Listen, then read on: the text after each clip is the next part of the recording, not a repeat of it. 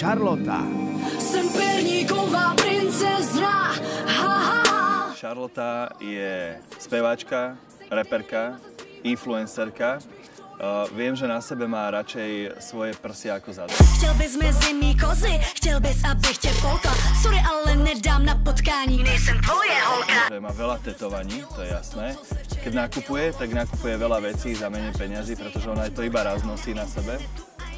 Tom v hlavě měl seno, co si vemu z idiotu s kapacitou omezenou. Strašne veľa energie. A keď si ju nevybuchá na niekom alebo na niečom, tak potom je to klesa a potom vybuchne. Toho sa bojíme všetci.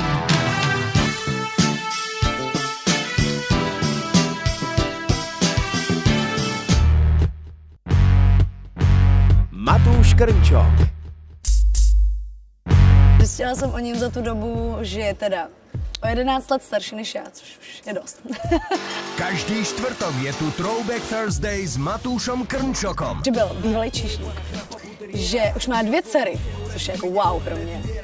Že miluje skandinávský filmy. Si se zjavila. Někdy vypráví trošku fórik, nevím, jako nerozumím.